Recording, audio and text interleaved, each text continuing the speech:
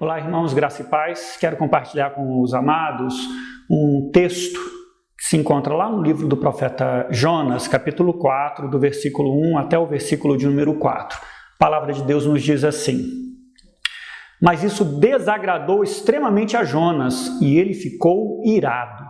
E orou ao Senhor e disse: Ah, Senhor, não foi isso que eu disse, estando ainda na minha terra?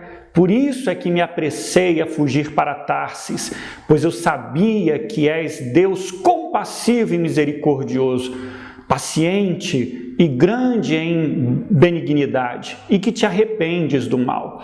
Agora, ó Senhor, tira minha vida, pois melhor me é morrer do que viver.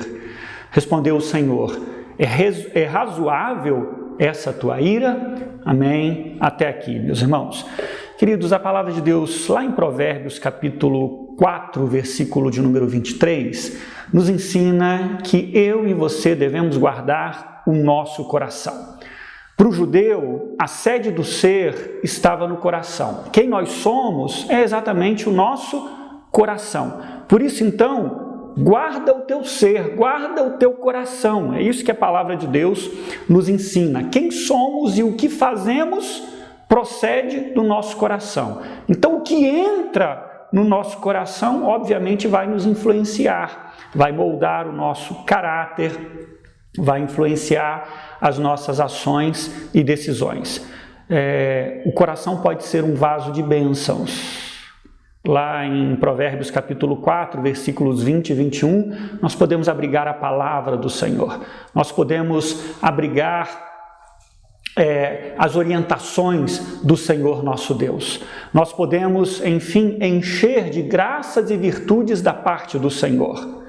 Mas o coração também pode ser um depósito de lixo. É isso que Jesus ensinou lá em Marcos, capítulo 7, 21, que é do coração que procedem tantas coisas ruins: roubo, inveja, blasfêmias, adultério, amarguras. Irmãos, volta aqui comigo. Se você está com a sua Bíblia aí aberta, eu queria que você olhasse comigo este livro maravilhoso do profeta Jonas.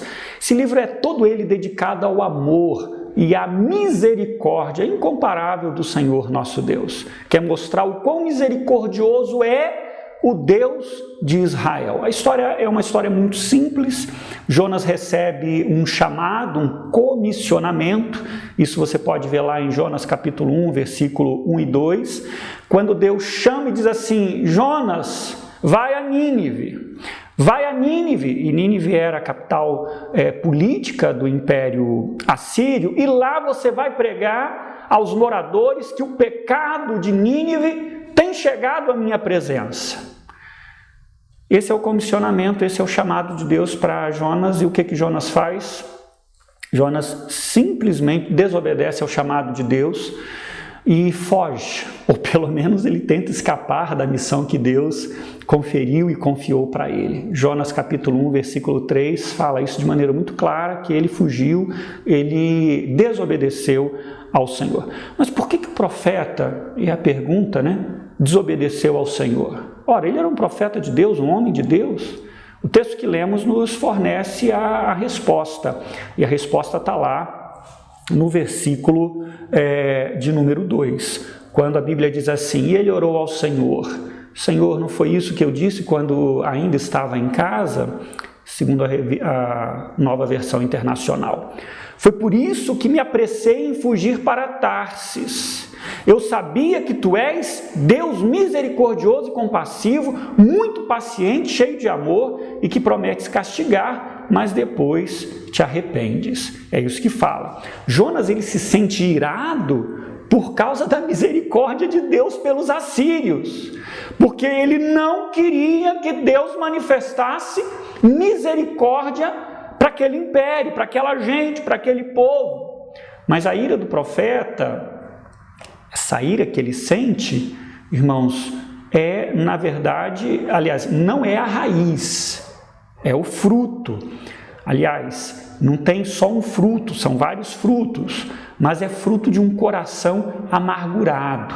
Por isso que a Bíblia manda cortar o mal pela raiz. Lá em Hebreus capítulo 12, versículo 15, o escritor sagrado, inspirado pelo Espírito Santo, nos exorta, nos ensina dizendo assim: cuidem que ninguém se exclua da graça de Deus, que nenhuma raiz de amargura brote e cause perturbação, contaminando muitos. Eu particularmente faço essa leitura. Eu acredito que toda a reação de Jonas, toda a rebeldia, todos os pecados que ele acabou cometendo é fruto de um coração que está amargurado, ressentido, magoado. É fruto de um coração que quer vingança, que quer a morte dos assírios. E por isso, então, irmãos, ele cometeu todos esses atos de rebeldia e de desobediência contra o Senhor. Jonas não queria, irmãos, o perdão para os assírios, mas ele queria a morte, a destruição, o aniquilamento dos assírios, daqueles homens. De fato, quando a gente olha para a história, quando a gente estuda a história bíblica, a gente percebe de uma maneira muito clara, a gente entende, a gente acaba conhecendo as características desse império. Eles eram cruéis, perversos, eles dominavam pelo medo, pela guerra, pela espada, pela intimidação. Já foi dito que provavelmente foi um dos impérios, se não um dos impérios mais cruéis da antiguidade. E é assim, irmãos, quando o perdão não entra no coração, o resultado é a amargura. Quando nós permitimos que a amargura tome conta do coração, aí nós seremos inteiramente infectados, seremos inteiramente tomados. E aí, irmãos, essa árvore vai dar fruto, ou essa árvore dará frutos no plural. O coração de Jonas é todo amargurado, todo ressentido, né? Ele está infeliz, ele está com raiva, né, dos assírios. E essa amargura aumentou ainda mais quando naquele momento Deus resolveu, aqui no capítulo 4, né, de 1 a 4, quando Deus resolveu poupar. Porque os assírios, segundo a narrativa ali do livro de Jonas, eles se arrependeram com um pano de saco, com cinza, com jejum, dizendo: Deus, misericórdia, perdão. Meus irmãos, eu queria, de maneira muito objetiva, ver aqui com vocês os frutos da amargura. Eu queria que você visse comigo aqui, de maneira muito objetiva, 3 frutos terríveis da amargura. O primeiro deles: a amargura nos afasta de Deus.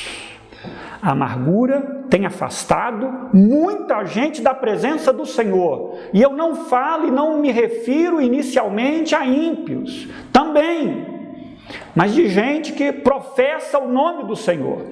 Está claro que quem mais se prejudicou por causa da amargura foi o próprio profeta Jonas, não foram os assírios.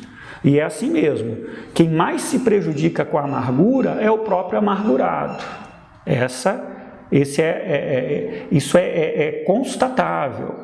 O primeiro fruto, então, que Jonas colheu e comeu foi esse afastamento do Senhor. Veja comigo, alguns textos aqui da palavra de Deus vão nos falar sobre isso. Primeiro, Jonas capítulo 1, versículo 3, quando diz assim: mas Jonas fugiu da presença do Senhor, dirigindo-se para Tarsis, desceu à cidade de Jope, onde encontrou um navio que se destinava àquele porto. Depois de pagar a passagem, embarcou para Tarsis para fugir do Senhor. 2 vezes se fala isso. O texto que nós, um pouco mais adiante, ainda no capítulo 1, versículo 1, capítulo 1, versículo 10, diz assim: então os homens ficaram apavorados e perguntaram: o que foi que você fez? Pois sabiam que Jonas estava fugindo do Senhor, porque ele já lhes tinha dito. Irmãos, é isso. Eu pessoalmente vi pessoas amarguradas ao longo da vida, muita gente. Entretanto, as que mais despertaram em mim, a compaixão, a dó, a pena, foram as que estavam amarguradas com Deus. Tem gente amargurada com Deus. Por quê, irmãos? Sim, são pessoas que passaram por perdas, são pessoas que passaram por dores, são pessoas que passaram por decepções, são pessoas que, por exemplo, perderam um filho, uma filha, e eu já vi casos assim, e que por causa disso acabaram responsabilizando o Senhor. E porque responsabilizaram o Senhor, se afastaram, duvidaram do amor, duvidaram da graça, duvidaram da misericórdia do Senhor e infelizmente se afastaram. Irmãos, dentre os milhões de desigrejados que há no Brasil, eu não tenho a menor dúvida que há muitos amargurados com o Senhor. Não que eles tenham razões ou razão para estar amargurado com o Senhor, né? Porque Deus não é mau, Deus não é sádico, Deus não quer o pior para os seus filhos, ainda que o mal aconteça conosco, ainda que a tragédia possa se abater sobre nós. Deus é maravilhoso, Deus é misericordioso, Deus age com perfeição e transforma o mal em bem. Eu não critico a dor, eu não critico e não posso criticar, né, esse sentimento de perda. Mas, irmãos, nós não podemos concordar de jeito nenhum com a ideia de um crente amargurado com o Senhor nosso Deus. Muitas dessas pessoas, desses desigrejados, são pessoas que aprenderam, né, que Deus é obrigado a satisfazer os desejos e as vontades dessas pessoas. E quando o desejo e a vontade não é realizado, então fica magoado com Deus. Outros responsabilizam o Senhor por falhas que eles mesmos, que elas mesmas, né, cometeram, ou então que terceiros cometeram. Sim, irmãos, eu creio que tais pessoas são imaturas, são fracas e débeis na fé. Não tenho a menor dúvida com respeito a isso. Não estou dizendo que eu não seria capaz de não ficar amargurado com o Senhor. Mas não tenho a menor dúvida que quem toma esse caminho tem fé fraca, é imatura, é débil na fé. E por isso mesmo não conseguem ver em Deus a solução. Pelo contrário, né? Eles veem o Senhor como a fonte dos problemas e dificuldades. Falta-lhes conhecer mais e melhor a Jesus. Falta-lhes conhecer o autor da vida, o Deus de toda consolação. Em segundo lugar, meus irmãos, o segundo fruto da amargura é que a amargura enche o indivíduo de ira. A amargura encheu Jonas, o profeta, de ira. Algumas versões vão falar enfureceu-se, outras vão falar raiva, outras vão falar ira, mas o fato é que caminha tudo nessa direção. O livro deixa claro, irmãos, que a amargura encheu o coração de Jonas de ira. Você vai ver comigo, por exemplo, no capítulo 4, versículo 1, com isso desgostou-se Jonas extremamente e ficou irado. Capítulo 4, versículo 4, e disse o Senhor, é razoável esta tua ira? O próprio Deus enxergando a ira no coração de Jonas. Então ele se tornou esse homem, né, iracundo, cheio de raiva, cheio de ódio, né, essa pessoa difícil. Ainda no capítulo 4, versículo 9, diz assim, então perguntou Deus a Jonas, é razoável essa tua ira por causa da planta? E olha a resposta de Jonas. Ele respondeu, é razoável a minha ira até a morte. Convicto de que sim, ele tinha razões para estar irado. Não tinha razões para estar irado, irmãos, porque ele não era Deus. Não era o Senhor de absolutamente nada. Talvez esse seja o sentimento mais visível na pessoa amargurada.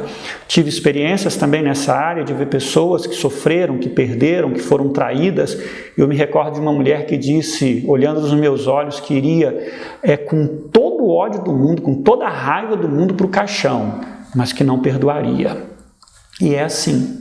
Muita gente prefere viver assim, coração extremamente amargurado.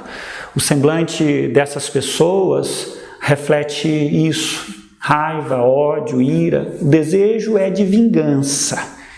O desejo é de vingança. A vontade é destruir quem ela sente, quem a pessoa sente que lhe destruiu, quem roubou, quem de alguma forma a prejudicou. Jonas queria a total destruição da Assíria. A vingança, irmãos, se encontra no dicionário de Deus, mas não pode se encontrar no nosso dicionário, no meu dicionário e no seu dicionário. Infelizmente, eu posso me vingar? Posso, mas não com a bênção de Deus, nem com a aprovação do Senhor. Por quê? O que as Escrituras nos ensinam? Por favor, abra em Romanos 12, 19. Romanos capítulo 12, versículo 19, segundo a NVI, diz assim: Amados, nunca procurem se vingar, mas deixem com Deus a ira, pois está escrito: minha é a vingança, eu retribuirei, diz o Senhor.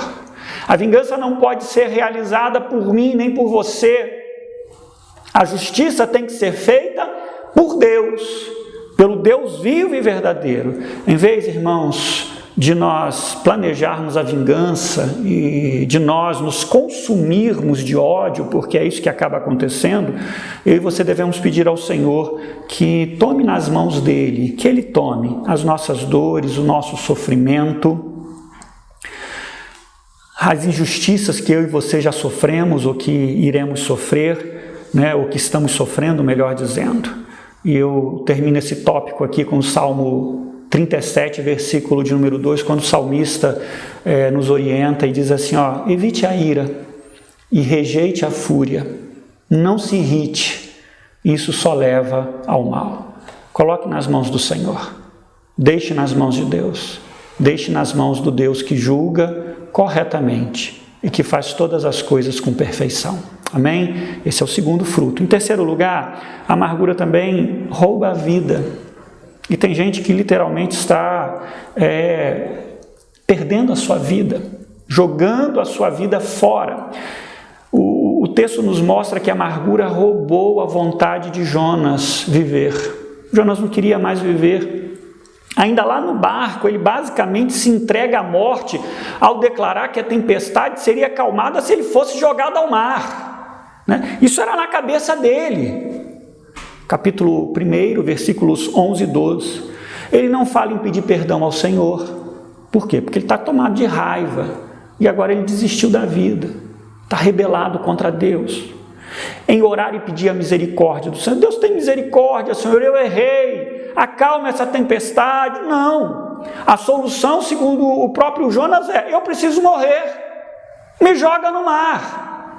Essa foi a solução. Mas onde foi? E onde que a gente vê isso na Bíblia? Simplesmente não vê, porque o coração de Jonas desistiu, na verdade, ele desistiu de viver. Mas não apenas naquele momento. Em 2 outras ocasiões, Jonas continua infeliz. Ele estava perdido, e havia perdido também o gosto pela vida, e a tristeza dele é imensa. O único remédio que ele enxerga é a morte. Jonas capítulo 4, versículo 3 diz assim: agora, Senhor, tira a minha vida, eu imploro, porque para mim é melhor morrer do que viver.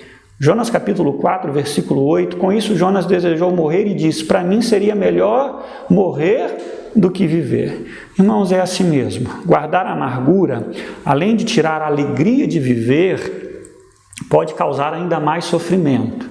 E o sofrimento pode nos levar, e pode levar o indivíduo a perder o interesse pela vida. A pessoa sofre e sente vontade de morrer. Sente vontade de morrer porque está passando por um imenso sofrimento na alma. Então cria-se esse círculo vicioso, terrível.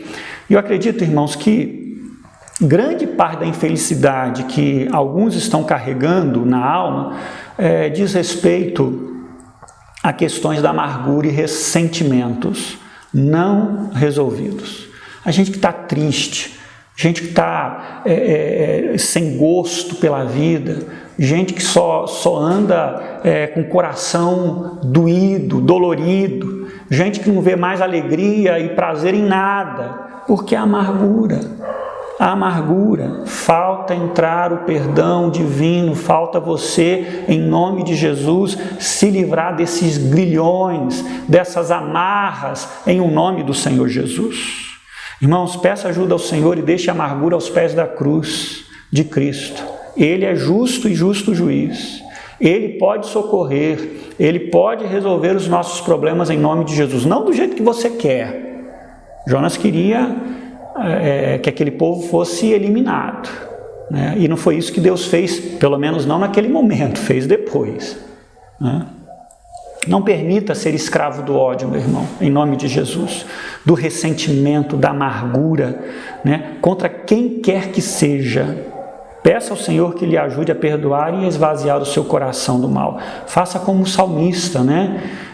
Espera em Deus. Porque está abatido a minha alma? Porque te perturbas dentro de mim? Espera pelo Senhor, espera, pois, em Deus.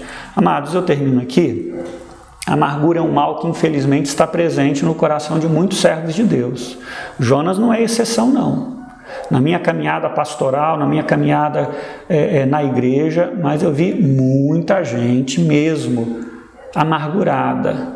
E como disse lá o escritor de Hebreus, essa raiz de amargura acaba contaminando outros, acaba se alastrando e prejudicando a vida da comunidade, a vida da igreja, né? Assim como Jonas, né? Muitos, por causa da amargura, estão fugindo de Deus, estão fugindo do Senhor. Não é fugindo do pastor, do presbítero, daquele irmão, estão amargurados, por isso fugiram. E por isso estão fugindo, simples assim. Muitos casos, não todos, obviamente, estão com a alma cheia de raiva, de ira, de ódio, com sentimento de vingança. Perderam a alegria de viver, porque o coração não está tratado. Tem que tratar o coração em nome de Jesus. Quero lhe desafiar, irmãos, a colocar diante de Deus a sua alma com seus sentimentos. Desfaça-se agora, em nome de Jesus, de toda amargura e ressentimento.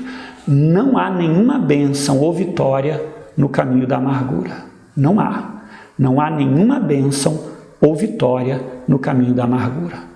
Trate isso com Deus, em nome de Jesus. Que Deus te abençoe. Vamos orar? Deus, em nome de Jesus, quero pedir a tua bênção sobre a vida do teu povo, sobre a vida do meu irmão, da minha irmã. Se há algum ressentimento, alguma amargura, Deus, trata isso no coração, em nome de Jesus. Leva-nos, ajuda-me, ajuda o teu povo, ó Deus, a perdoar, assim como Jesus nos perdoou, assim como o Senhor nos perdoou. E grande foi o nosso delito contra o Senhor, mas o Senhor manifestou o teu perdão e a tua graça. Muito obrigado por isso. Ajuda-nos, Deus, a fazer o mesmo. Em nome de Jesus. Amém, Pai. Deus te abençoe.